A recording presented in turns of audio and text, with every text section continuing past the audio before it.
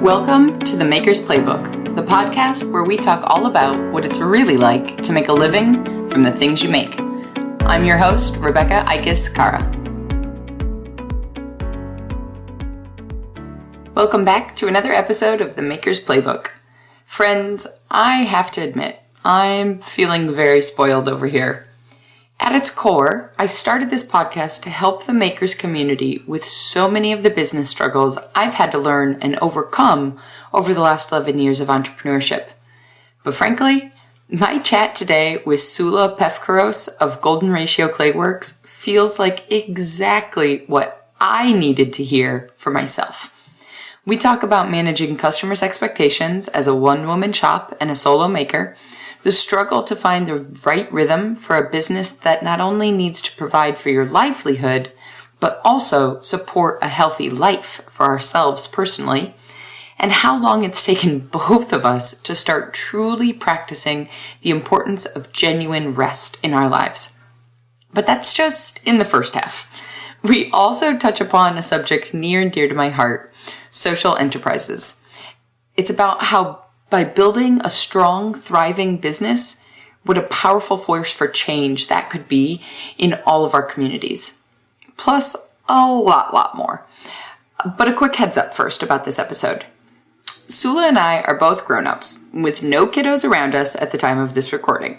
And we dig into topics that we are clearly both passionate about. So our vocabulary choices sort of reflect that passion. In other words, there's a bit of cursing in this episode, with a few very well-placed F-bombs for emphasis. If you're in a community space, or you don't want little ones to hear, then I'd suggest that you just hit pause and go grab your favorite set of headphones. Alright, let's dig in. Hey Soula, welcome to the podcast. Thank you for having me. I'm so excited to have you here. For those people that don't know you, how do you introduce yourself? My name is Soula Pefkaros. I'm the owner-operator of Golden Ratio Clayworks. I'm a ceramicist. I live in the Shenandoah Valley in Harrisonburg, Virginia, with my sweetie Seth, and we have two dogs, Arlo and Talu, and I work full-time as a production potter out of a home studio here at our house. Awesome. I find it really interesting that you identify particularly as a production potter. I think that's different than a lot of other independent ceramicists out there who are, and in some ways maybe it is still small batch. I don't know what number we give ourselves where all of a sudden you're not small batch anymore. But what is, for you, what's that difference look like compared to how other people would describe their work? Yeah, I think I identify as a production potter because I am working with a curated line of goods that I've spent time designing and that I make multiples of, with the idea that a customer could create a collection for themselves of a dinnerware set or drinkware or whatever it is that they're interested in purchasing and have multiples that are in the same style and shape. I think folks who don't identify as production potters are maybe operating where they'll make a collection of work. There's all the items are unique and different, and that's just not what I'm doing right now. Sure. To get tactical about it, when you do an update, you're not listing every single mug as its own entity because maybe there's 2 ounces of difference between the volume. Correct, yeah. And, you have to expect with handmade things, there's always going to be a slight difference. So my mug has certain dimensions, but from one to the other, there might be as much as a 1/4 inch of a difference. But it's roughly they're this size, this is the shape, and this is roughly the capacity. Yeah, perfect. Well, and I even noticed on your site that which something I'm super curious about how it works, and if you're happy with it and you're finding success with it, with your dinnerware sets, you are partnering with couples to do like wedding registries, right? Yeah, I'm working on my first registry right now, and I've really enjoyed the process. It's the first couple that I have worked with, and I do want to put out there that I absolutely think registries are not just for couples. I think if you're moving into a new house, getting a new dog. We should have, I'm going to include in the intro to this episode that it might involve a lot of talking about dogs.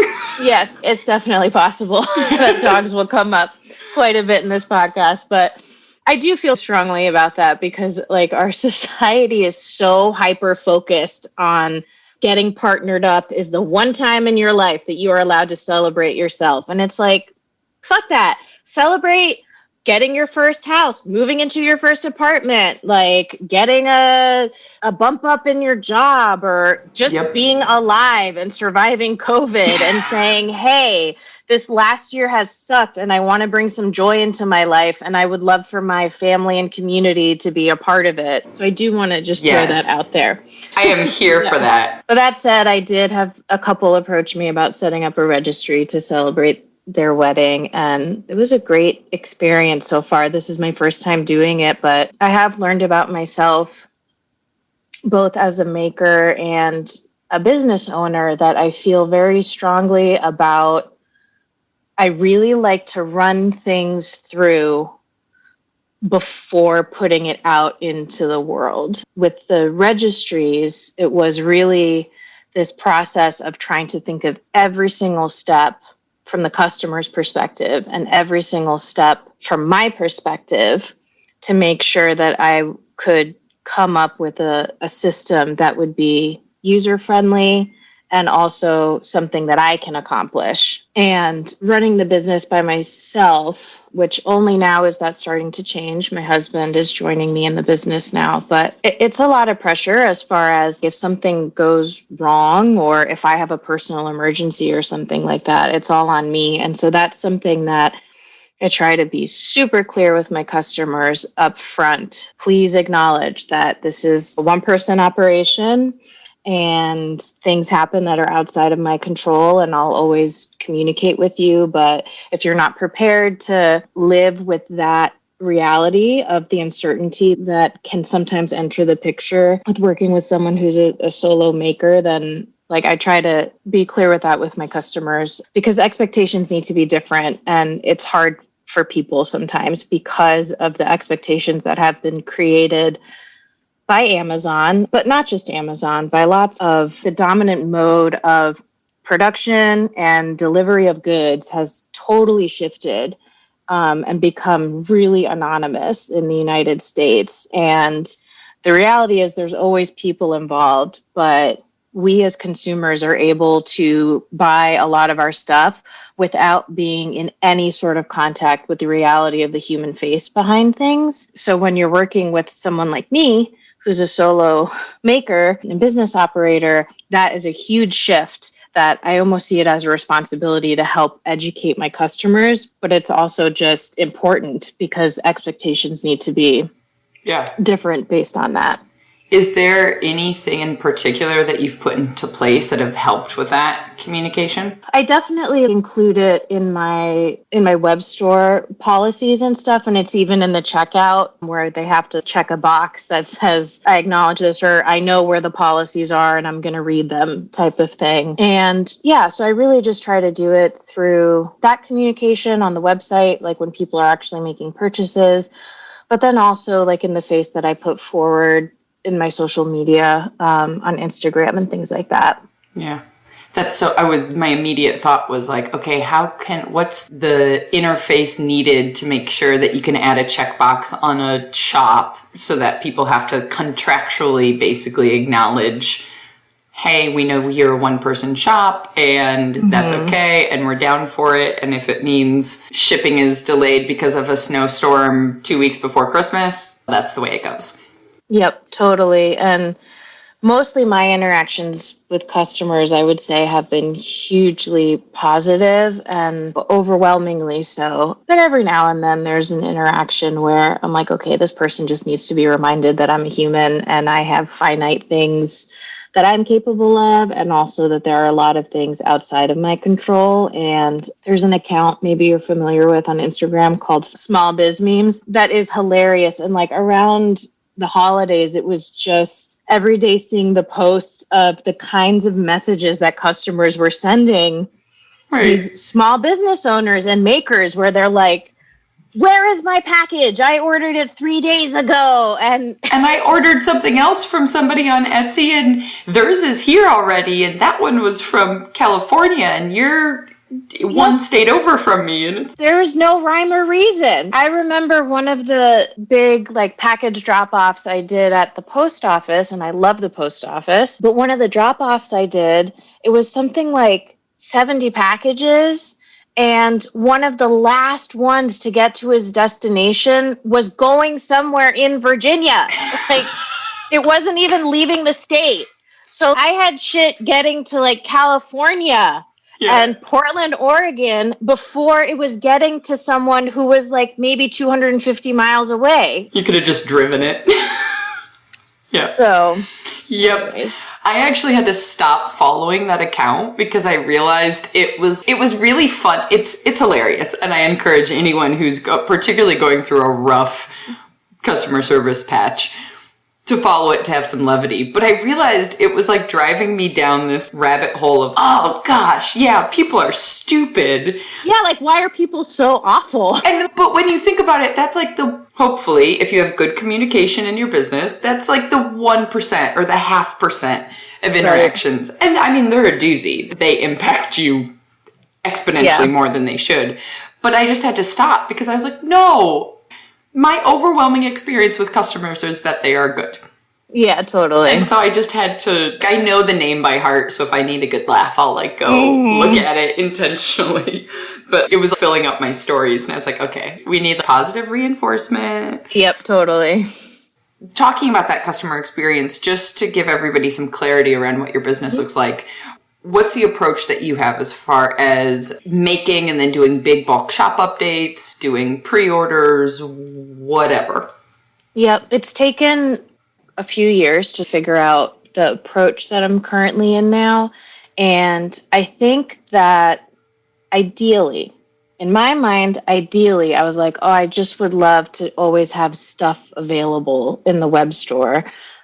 And I've realized at this point where I'm at, where I'm the only person who's making stuff, it's just not possible. And it also does not reflect the rhythm of production in ceramics. So when I first opened my web store, I was doing everything ready to ship. So basically, I would make a bunch of stuff.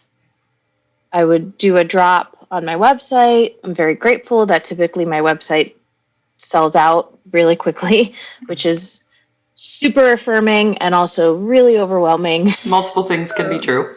Yes, it is better to have a demand for your work than to not, but it can also be really overwhelming. But yeah, so basically that's what my cycle would be, is that I would make a bunch of stuff, glaze it, photograph it, post it, ship it, and then start a whole nother cycle. It took me a couple of years to feel like my work was good enough to really fully offer a dinnerware line. And so last year was really all about getting that dinnerware line finalized and then figuring out the system that I would go about to offer it.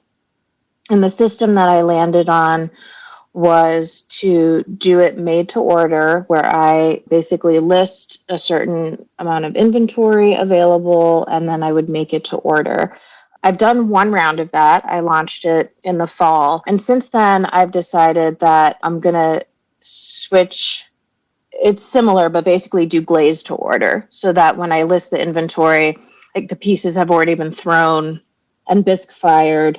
And at that point, I just glaze to order. So then it's less of a wait for the customer. And it's honestly a little bit less stressful for me, because I'm like, okay, I know I have this stuff.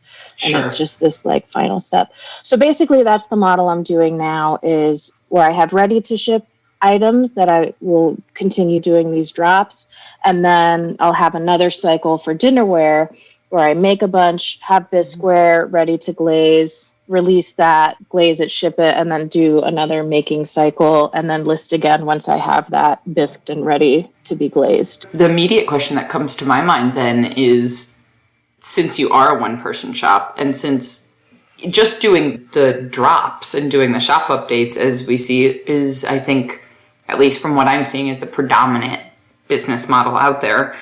Good or bad, I just think it's the majority of what's happening on Instagram or Etsy. How are you managing your time as a maker to do, you're basically doing two different business models at the same time? Kind of, yeah. So there's the ready to ship stuff, and then there's the dinnerware that's glazed to order. I have set up sort of a rhythm for myself where I'm aiming for like a certain number of dinnerware updates every year and a certain number of ready to ship updates. And I have a calendar in my computer. I have a spreadsheet basically that I take my time one quarter at a time, so about 3 months at a time. And I'll sit in the couple of weeks leading up to the next quarter and I'll map out what that quarter should look like. But then every week I'll come back and revisit based on, am I on track for this? Is this totally bananas to think that I can accomplish this? Definitely the first 3-ish years of the business was me setting absolutely absurd expectations for myself. Like, so unbelievably absurd expectations for myself. So 2021 is a big year for me, both personally and with the business, in trying to transition to something that is simultaneously financially successful, making more inventory available to my customers more frequently, and personally sustainable. My husband joining me in the business, Seth joining me in the business, is really huge because even though he's not a potter, he is assisting me with so much studio stuff that is making it possible for me to have more time on the wheel making stuff. So that is helping tremendously. And he is a hard worker and a quick learner, and we both have headphones, which is really good because we're basically together all the time. So I'm like, we need a headphone zone.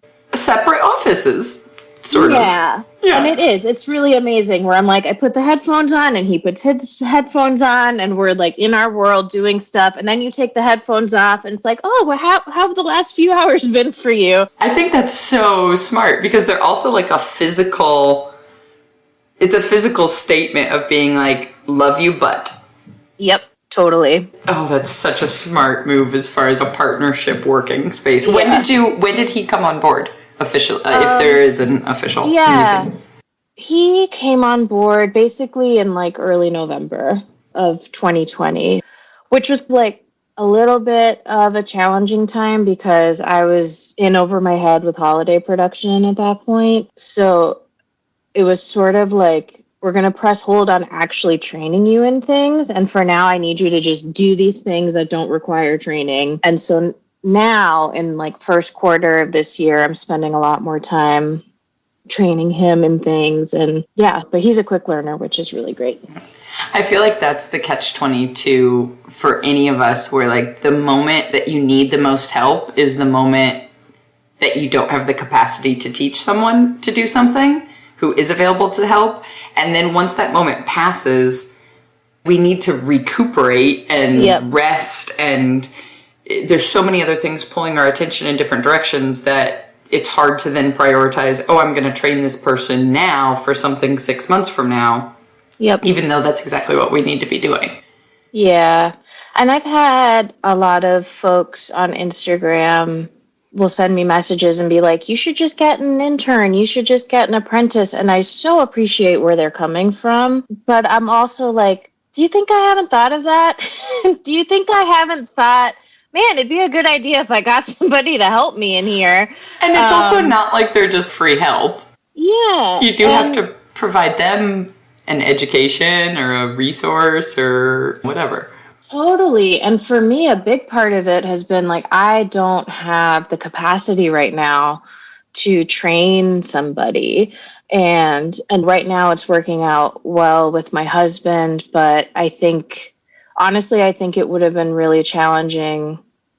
You know, there's like a whole world of dynamics that's challenging when you're trying to train your partner in something. Yeah.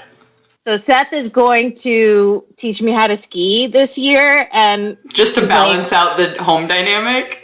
Well, he's like, I've been watching and some YouTubes on how to teach people how to ski, and I've read some articles, and they're basically all saying that you should never try to teach your partner how to ski. But we're gonna do it. And I'm like, all right, let's do it. But there's like a whole world of dynamics and complication. But the flip side is I am totally comfortable with him. So even though it can be dicey terrain, generally speaking, I'm actually really glad for him to be the person that I'm training right now, because I don't know that I would feel the capacity.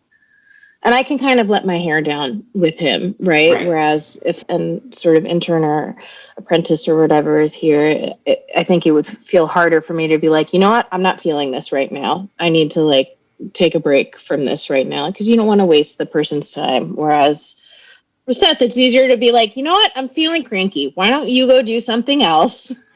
And he's like, actually, I agree. Yeah.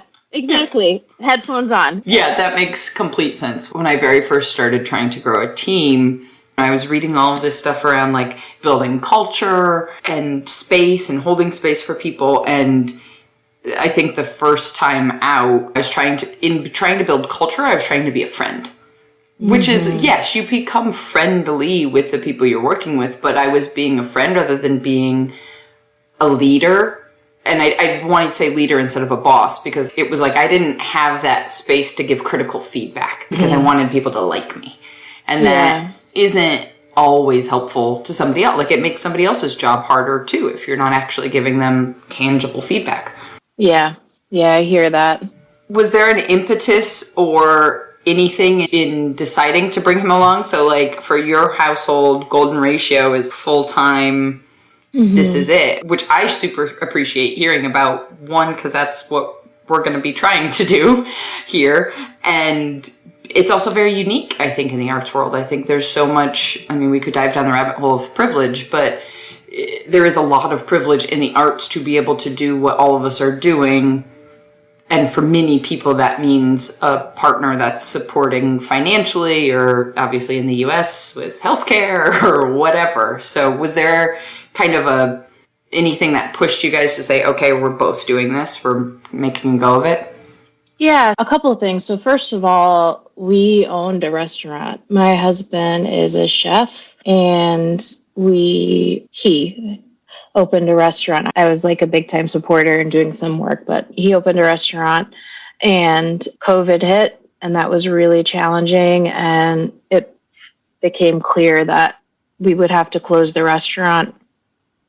And so when that became clear, we started to talk about what Seth's going to do next. And he's worked in the restaurant industry for his career, and restaurant life is incredibly demanding. It's demanding whether you're also the owner or not, and it's extra demanding if you are the owner. And yeah, we just talked a lot about what he would do next, and I definitely was at a point where I needed help. And for Seth, we talked a lot about wanting whatever comes next to be something that felt more personally sustainable, just because restaurant life is so demanding. And yeah, it just made sense for Seth to join me. And I think just a lot of the benefits that would give his personal life also. He spent his entire adult life hardly ever being able to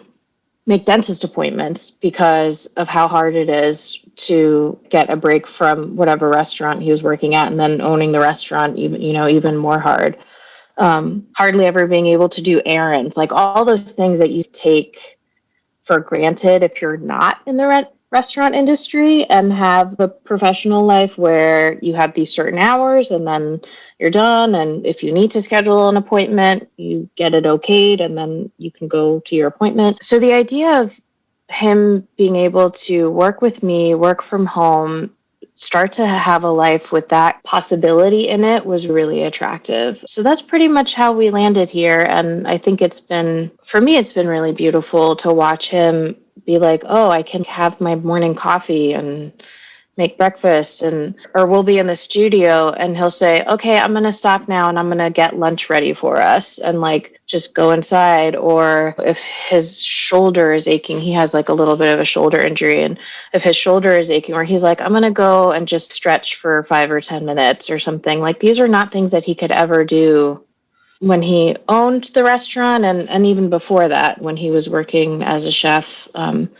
So yeah, it was kind of a big thing about like quality of life, basically. Like, how can what you're doing professionally really feed and support a quality of life that you're trying to work towards? And that made sense for us as far as him joining the ceramics business. So that makes 1,000% sense to me and hits home hard. I mean, the events industry is not exactly, I think it's tangential to the restaurant industry. And I mean, restaurant industry year round, always on, always rough. And events industry is maybe more of an extended seasonality a little bit, at least in the Midwest. But yeah, I hear you. Because of COVID, this was last year, rather, was the first summer where I was taking the dog for walks on Saturdays, or just even taking a longer walk, like every morning, just taking him out and enjoying a walk rather than being like, okay, we have to go here because you always pee in this spot, and then I need to get home so that I can shower so that I can go start the thing, and drop him off at like dog daycare or something, so I didn't feel like a bad dog mom. Yeah, totally. I totally hear that. And I mean, this is extremely new for both of us. Seth and I are both very hardworking people who, for both of us, for pretty much the entirety of like our post-college, like adult lives, have been working very hard with demands that have meant that we've worked like 6 or 7 day weeks most of the time.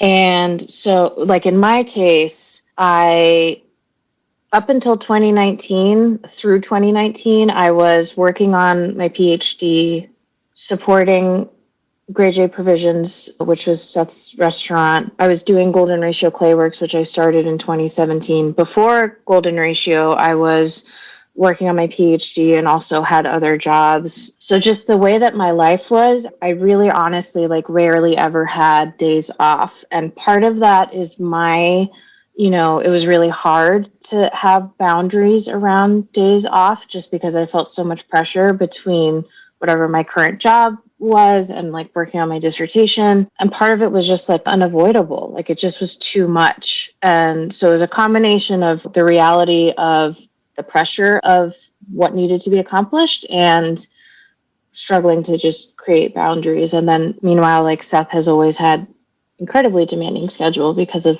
restaurant life. And so I'm 39 years old, and I really had a moment coming to myself over this holiday season because I gave myself a week off, and I realized that I was feeling a sense of rest and recovery that I honestly don't know that I had ever felt as an adult. And it was wonderful and also scary and sad to be like, holy crap, I've spent the last 20 years in really like just unhealthy work sort of situation with these different demands.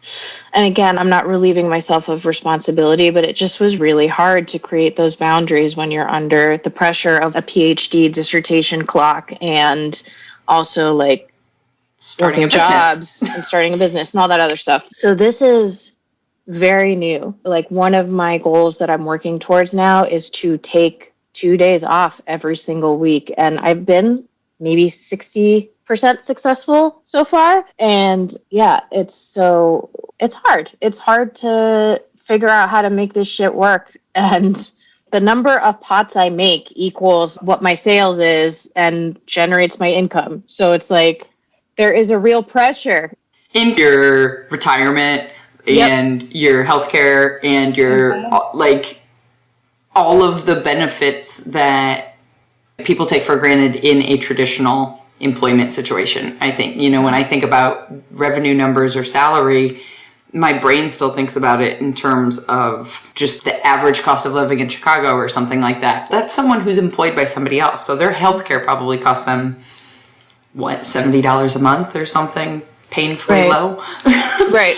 Yeah. And so, I don't know, just throwing numbers around, like somebody who's making $50,000 a year from an office job downtown has a much higher take-home rate than any of us who are self-employed trying to make $50,000 a year, but then you're paying $300 a month for healthcare. Right. So, yeah, Yeah. when it's safe, when COVID is over, we have to sit down and have a fantastic cocktail at your favorite spot because you are speaking so much truth into my experience for the last decade. Yeah. And like you said, not realizing you were in it until this forced, for me at least, this forced pause and going, oh, okay.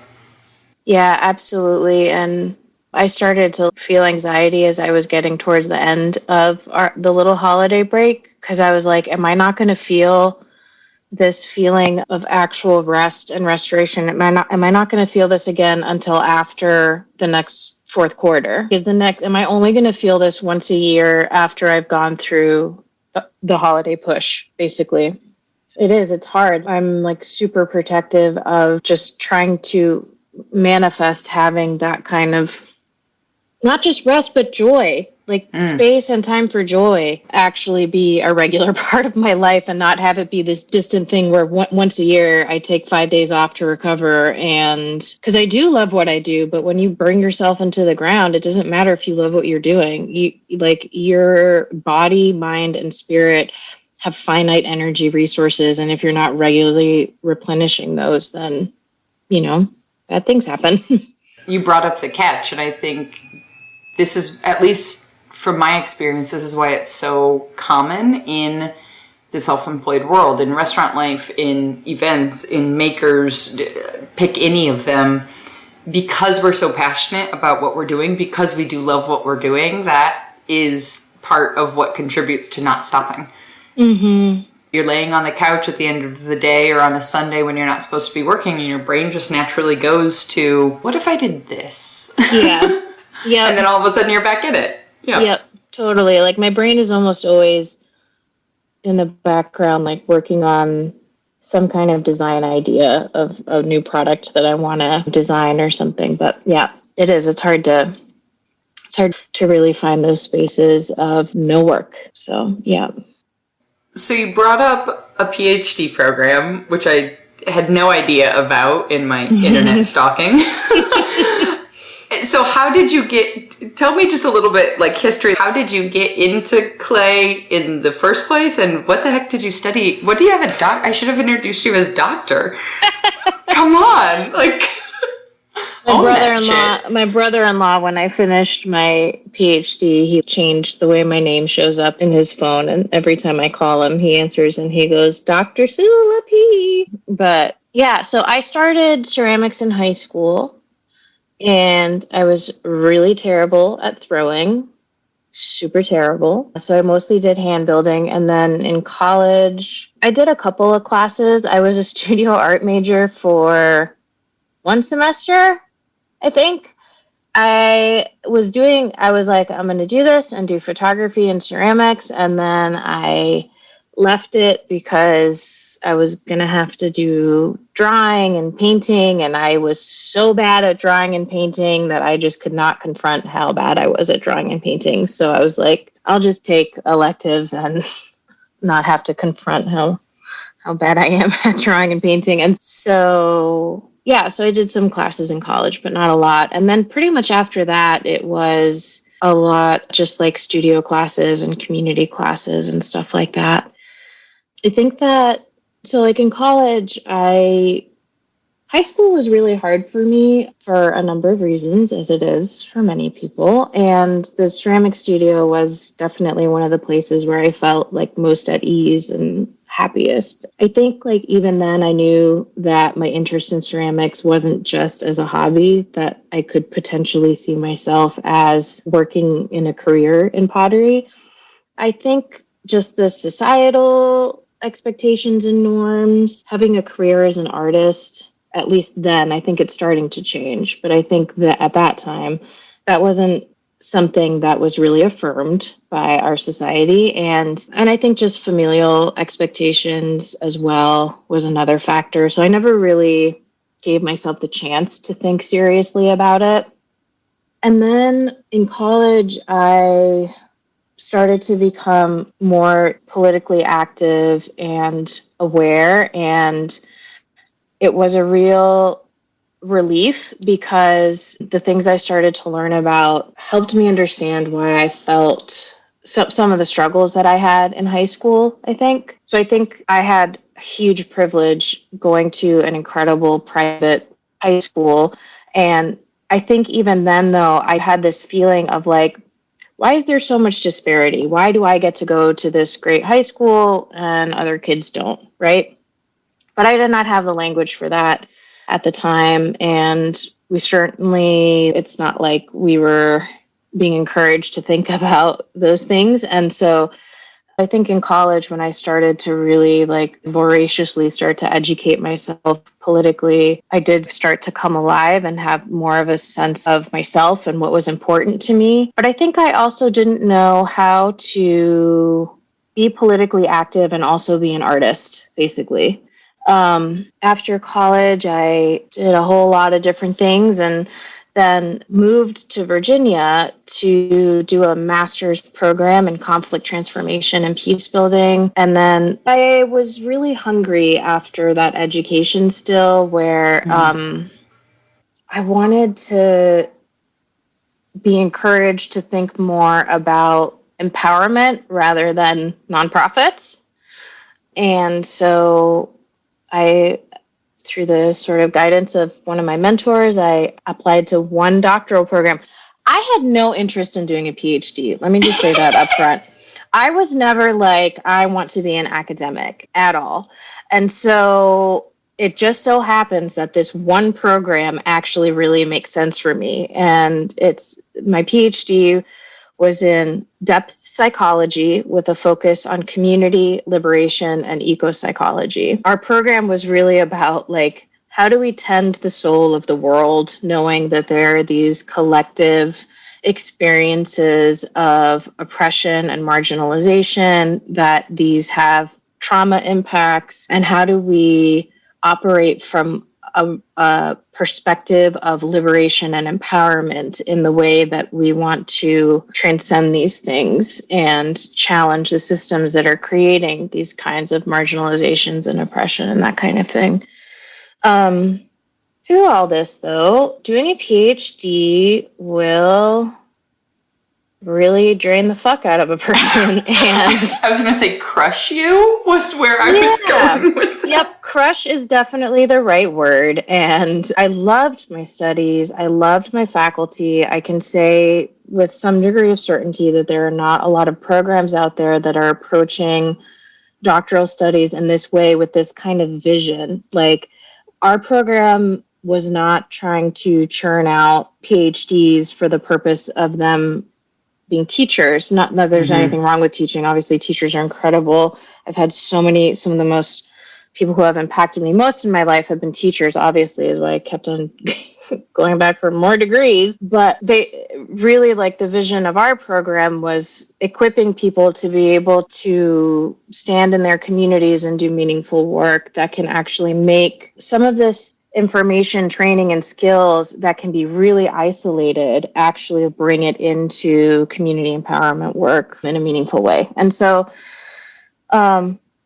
it was one of the hardest experiences of my life. And sometimes I still can't believe I actually crossed the finish line. It's like one of those things where I don't want anyone to read my PhD, my dissertation, because I'm just like, I don't even know. Like, page 22, I was just getting it done. Yeah, like the fact that I put my heart and soul into it, but it was just so hard. Like, it took everything out of me. And so Clay, through all of this, was partly like taking care of myself and healing. And I always said, like, before I opened Golden Ratio, I was like, when I finish my dissertation, I'm going to treat myself with a 50-pound bag of clay. And now I'm getting clay delivered to the house and 1,500 pounds, 2,000 pounds, and like burning through that in 3 or 4 months or whatever. But yeah, so I have a vision, which, forgive me, I'm not going to share it now because it's just so close in my heart that I'm not prepared to like publicly get into it yet. Partly because I'm scared of what if I don't make it real. But I do have a vision for the growth of Golden Ratio and how I hope to position the business to be working towards community empowerment model. And right now I'm just like, okay, we need to make this shit work. For like, two I'm adults. not for two adults. And then hopefully we can grow and manifest this vision that I do have for the business. And I will say, I won't get into the details of it, but I will say that I think that we're sort of trained to, let me step back for a second. So my family is Greek Cypriot. They're from Cyprus. And one of the roots of the word economy, like within that, is about household, and taking care of the household is like part of the spirit of the meaning of it. So when I think about local economy, a lot of the times I think to myself, who in the household is being taken care of and who isn't? Who is being invited to have a seat at the table and who isn't? And I think so often we've been so trained in the United States to think that the answers to some of our community hurts and community problems is only going to happen in the shape of a nonprofit. And I do not believe that at all. I really, truly believe that there is the potential for like really significant and meaningful shifts in the way that communities operate if more business owners are really thinking about who they are and what their presence in the community means, who, not just metaphorically or symbolically, but literally, who is invited to be a part of that space and who isn't. And so that is part of what I think about when I think about the future of growing the business. And I hope I can make that happen. But it's, yeah. So I finished my PhD. And yeah, I've had so many identity crises of like, am I ever going to put this to work? Am I ever going to manifest? And like, I have to be honest, like the shit that I went through in the last year, like Seth and I went through really a lot. We're not special. A lot of people did, but I'm just saying like Seth and I went through a lot last year. And one of the gifts of that time is it's really helped me cut the bullshit. Where I'm just like, okay, the vision that I have for what I'm trying to do with Golden Ratio is not going to happen overnight. And like, just really aware of how much I burned myself out in the last 20 years. And that one of the most important things I can do this year is figure out how to do this in a way that allows for that recovery and restoration so that I can fucking bust through the doors when I'm ready to and be like, I am doing this shit. I am going to create this alternate sort of model. I'm going to create this space within my business that is doing something that is actually benefiting people in our community and actually benefiting people who are often not invited to the table, and doing so in a way that's, I'm not interested in any of this savior bullshit. I'm interested in like actually building collaborative relationships that are about like mutual empowerment. That's what I'm interested in. So, and sustainable. Yeah. Yeah. Yeah, 1,000%. We're on Zoom and I'm over here like not like, how do I nod larger? Because it's so funny because I didn't realize there was so much intersection between, you've had far more experiences than I have, and we are two individual people with separate experiences. But before I ever started my photography studio, I worked, I did direct service work with at-risk kids in one of the poorest neighborhoods in England. And that mental shift of coming from doing nonprofit work where like I was doing art, but in a way that actually felt like it was helping and pushing a needle forward, even just on a small little micro universe, to then all of a sudden being a business owner and having to decide my quote unquote worth as far as like hourly rates.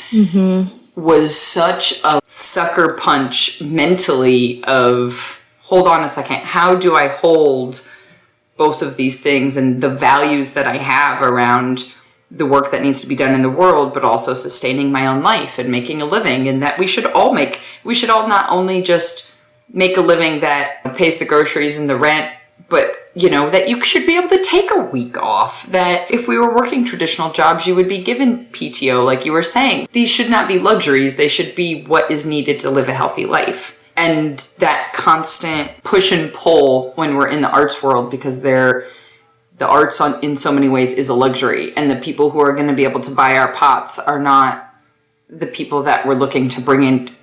I shouldn't say that they're not. More often than not in U.S. society, based upon socioeconomics, the people who can buy handmade, personal, one-off ceramics are not the people who are left out of the conversations. And like, how do we then use the privilege and the seat at the table that we have in our businesses to bring those worlds together? And sometimes it feels like you're not focusing on the one world because you're just trying to get off the ground and sustainable, even though still in the back of your head, you're like, but I want to get over here. So yeah, no, I totally hear that. And I think one of the things that I've landed on is that for me to be able to live into some of this stuff, I need to be doing something that actually brings me joy and feels like allows me to feel authentically myself. And pottery really does do that. And I think another thing is that we tend to want to find some kind of answer or model that is the solution to everything.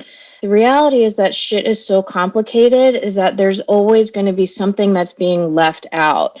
And for your listeners here who may not know, white woman speaking here, I'm sure that has probably already been clear at this point, but like, white people are so afraid to fuck up that we oftentimes will be like, man, this shit's really fucked up, but I'm scared I'm going to fuck it up worse because I don't know how to engage or do it right. So I'm just going to not do anything at all. And that is really a big problem. And so I know going forward that there will be a lot of fuck ups as I'm trying to make something meaningful and make something that can start to fill some needs, build some community power in its own way. But I still want to do it and I still want to try. But also, we can't, like, we're not going to be able to answer every issue. Like, my dinner plate is $40 for one plate. I know that is absolutely absurdly out of reach for a huge majority of people. I think people would be shocked to know how expensive it is to run a ceramics business. And one of the biggest, absolutely just prevalent misconceptions out there is that I am just like sitting here rolling in dough because my web shop keeps selling out, and because my dinner plates are $40 each. Like, people just have really little awareness, unless you really start to look into it, of how expensive pottery is as a craft. Clay's not all that expensive, but glaze materials are, and firings are, and the steps are, last rate, like all of that stuff. And also, your time is valuable, so if you need to charge $40 a plate in order to make a decent living, or make the living that you just decide that you want to make. Also, your time is valuable, so if you need to charge $40 a plate in order to make a decent living, or make the living you just decide that you want to make, guess what? That's okay. You can do that. Guess what? Right, you can do that. It's okay. Yeah, and the hope, again, down the road is that I will be able to do more with the business through growth, that once I'm able to grow the business, that growing it with the values and the vision that I have in mind, that will do something that is meaningful and important. I do think that East Fork Pottery is a great example. They are constantly raising significant amounts of money. They're employing people with integrity, which is huge. To create jobs with dignity is huge. That in of itself, to me, it is a form of community care, to say we're going to grow our business and we're going to grow it in this specific way. And we're going to create these jobs where these are our values and how we treat our employees and the kind of benefits that they get. So I think that they're a great example. And the fact is, in this society, you cannot do that without charging $40 a plate. So we can't change the fact that like only a certain number of people are going to have access to being able to buy those plates. But the knowledge that you've created these jobs, that you are running your business in this way, like that is significant. And that starts to move in that direction. It doesn't it doesn't solve all the problems, but it starts to move towards that. 1,000%. I was thinking of, for anybody that wants to dive deeper down this topic, the Googleable, whatever, you know what I mean, term to me is a social enterprise. And correct me if I'm wrong, but it's why the mission statement of this podcast is my belief that the more we help independent artists create viable businesses, that's the way I can have an impact on the world. Like, I've experienced the whole business side of trying to make a living as an artist for 10 years, and I hope to bring this knowledge to other people so that if they build viable lives, they can then impact their communities. And my understanding, at least, of nonprofits versus business versus social enterprise is a social enterprise effectively is a business, but with the mission statement of a nonprofit is the most simplified version that I can create. It's more complex than that, obviously, but that really is, when you look at nonprofits who are having to apply for funding or grants or all of these things where their hands are tied by how much they can do because the sustainability is outside of themselves. I mean, to bring it full circle back to talking about COVID and all of us, like, that we can't truly quarantine because none of us are homesteaders who have like vegetable patches in the backyard. A social enterprise is that solution where like they're self-sustaining from a financial standpoint, but then they're also mission driven from a community standpoint. And I think independent artists in many ways can and often are naturally that person. That's a sweeping generalization, but I just think small businesses and small business owners and the models without the board of directors and things like that just tend to be very focused on their own personal morals and values. Yeah, and I think in my case, like, I can say that for me, the only reason that I would want to grow Golden Ratio would be for that explicit purpose.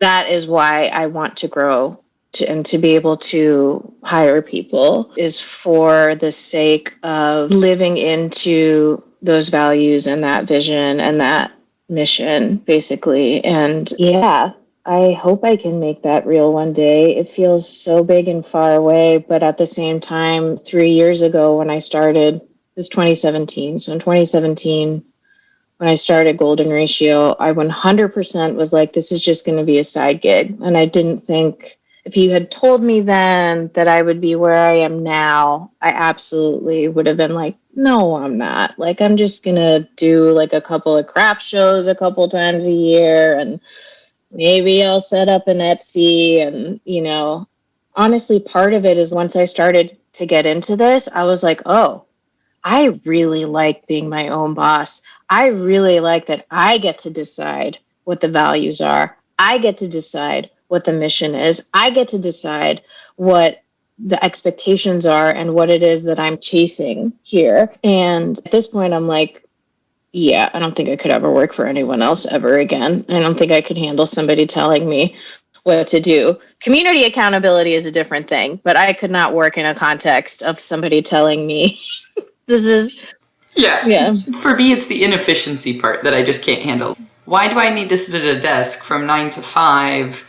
If everything gets done on time, why can't I go grocery shop at 11 a.m.? Because it's just a more efficient time to go grocery shop. Yeah.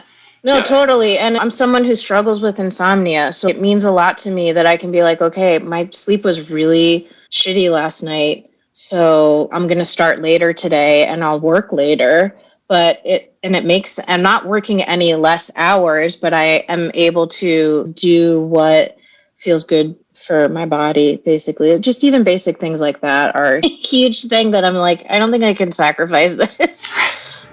Right. But, I'm right there with you.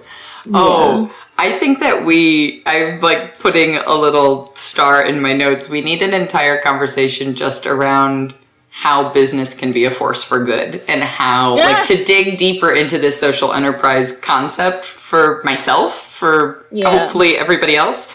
As much as I really want everyone to send in feedback, I also, these beginning conversations have mostly been also what I'm most interested in. So I think that social enterprise convo is a huge one to to have onto itself separate from just trying to learn about you and what you're doing and how you're making life work. Yeah. So, has there been anything that, for people just getting started, trying to figure it out, is there anything that you wish you would have known before, or anything that surprised you that if you could go 4 years ago and tell baby golden ratio? Yeah, so I made some notes on this one because I really was like, this is a really juicy question. So one of the huge things that I learned is that so two things that seem maybe mutually exclusive, but they're not at all. So one, streamlining is really important. Don't wait on developing systems for streamlining. Like, the sooner you do that, the better. But then two, there's no set it and forget it with owning a business. Adaptability is so crucial. You will come up with a system that's streamlining things, but then you are constantly revisiting it and constantly adapting it based on how your business has grown, based on new challenges. Yeah, sort of those two things in marriage with each other. So streamlining and adaptability. So definitely those. Another thing, and this is, I think opinions will really vary on this, like when you talk to different people, but at least in my case, a rule is make what you like. Like, you do not need to say yes to every single request that comes into your inbox. If somebody writes you and says, I really am interested in commissioning this handmade thing, and blah, blah, blah. If you have no interest in making that thing, say no. You really don't have to say yes to everything. Your strongest foot is going to come forward when you're making things that you are really passionate about. And I feel pretty strongly about that. And I think in the beginning, I had a harder time saying no when people would reach out to me with projects that they wanted a one-off, custom made, whatever. And like, I've had a number of people get in touch with me about they want fermentation crocks, and I'm just not interested in making them or figuring them out. And I'm sure there's some ceramicist out there who's making great ones, and so I hope that they'll find them, but it's not going to be me. It's not to say don't reach out to me, because I might be interested. And I had someone, I'm not going to share what it is yet because I'm too excited about it, but I did have somebody recently reach out to me to make this custom product that I've never made before, and I'm super excited about it. And that's why I said yes, because I'm so excited about the actual product and about what he's going to be doing with it. So yeah, I think there's a lot of pressure in the beginning to just say yes to everything, and you should not do that. But honestly, the biggest learning, and I've touched on this a little bit, is just like, I wish I had told myself 3 years ago, hey, Souli, your body and your heart and your spirit can only do so much. Like, you have finite energy, and you need to recognize those limitations, and you need to treat them in a sacred way. Don't be in tension with them. I think for a while I was like in tension with this tension towards myself for like, why can I not do more? Why am I not making more? Why is my body so tired and angry about it? Now I'm just like, fucking stop working at 6 o'clock. Don't feel bad that you're stopping work at 6 p.m. when you've been in here since 8 in the morning. Stop working. Go make dinner and relax and meditate in the morning and go for a bike ride and take the fucking weekend off. I was setting these production schedules for myself that were absolutely absurd, where I was literally treating myself like a factory, and the way, like, I was a machine, and I was not treating myself like a human. And that was a big learning, where I was like, if I want to eventually build a business where I can provide jobs for people with dignity, how the F am I going to do that if I'm treating myself the way that I am treating myself? What is the whole point of it? But it is easier said than done when you need to make that scratch, when you need money to pay bills. And like in 2019, I had labor tears on both of my hips. And so I had one surgery in February and I had a second surgery in June. And then each of those surgeries had 3 months of physical therapy following. And it was so demanding on my body, the surgeries and the recovery. And I finished my dissertation that year and had, to that point, the biggest year in pottery, which I am proud of, but also my fucking left labrum is torn again. And I don't think it's my fault per se. I don't think it's because of overworking. I think I just have messed up hips. But that was like a real kick in the ass of just literally your body can only do so much. And I'm 39 and I want to be doing this for a long time. And the only way that's going to happen is if I literally take care of this vessel. But then also just the heart and the spirit side of it, where I just was consumed all the time with so much anxiety and so much stress. And that was really the learning on that really set in during the Christmas holiday this year when I actually took a break. I think I, for a long time, felt like I could schedule everything just right. Oh, I raised my hand real high. You can't do that? Yeah, if I just schedule in my workout, if I just schedule in a 30-minute break here, then I'll be fine. And like what I learned over the holiday break was the kind of restoration and care that my body and spirit needs is not something that can happen only in 30-minute increments. Yeah. I need a whole day.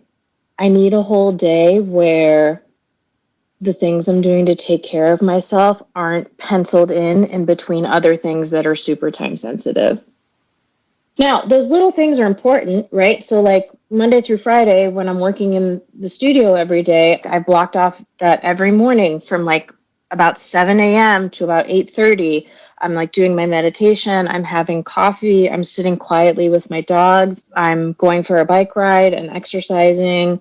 And I give myself about 60 minutes to 90 minutes every morning to do that stuff. And it is in many ways penciled in, but realizing those are good for sustaining myself, the like little micro care sessions, but I still need that chunk on the weekend. And I was never giving myself a chunk ever. So that's definitely something that, that I learned and wish I had figured out a little bit sooner. And as a continual practice, at least for me, like, I think everything I say out loud to other people is mostly a reminder to myself. 100%. For the first, I can't even say since when, I don't know, for the first time period, maybe a week ago, on a Sunday, which is always supposed to be the day that's no work day, I literally just read all day long. I didn't do dishes. I didn't meal prep for the week. I didn't catch up on an online course I was taking or something like that. I literally just read about, and it also wasn't a business book. And we just cuddled with the dog and had a long lunch. And it was just like, it took me 10 years to get here, but here we are. Yeah. And it's almost like the way that I think about it is, if you take a deep breath and really feel it in your lungs and you're like, I don't usually feel a breath like this. That is what the holiday break was for me, where I was like, spaciousness, air in my lungs. And yeah, so it's hard to know how much stress your body is under until you actually take a little break.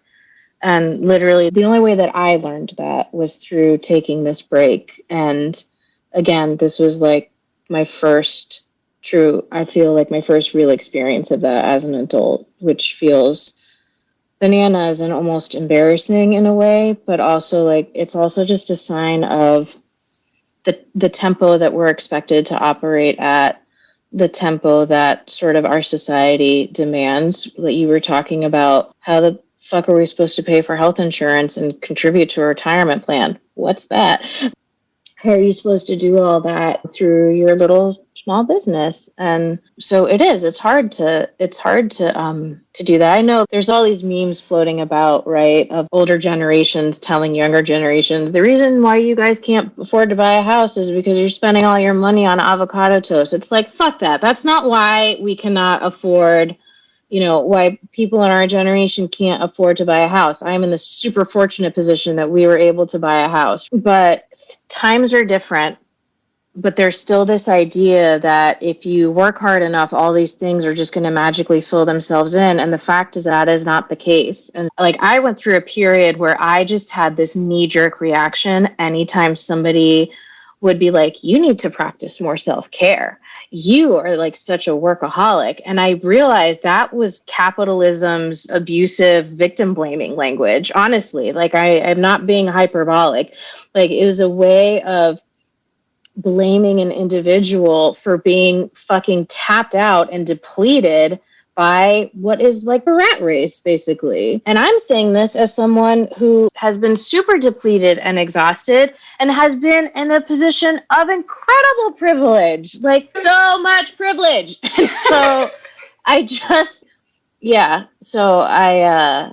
creating that time for yourself, creating a schedule for yourself, all those types of things, creating space for yourself, regular vacations, whatever it is, like all of that is easier said than done. It's not just about marking it out on a calendar when you're the one who's sitting there and looking at your bank account and being like, is there enough cash inflow coming into the actual system for me to actually take these breaks that everyone is telling me I should just take a break? So, actually, the avocado toast does feel too expensive.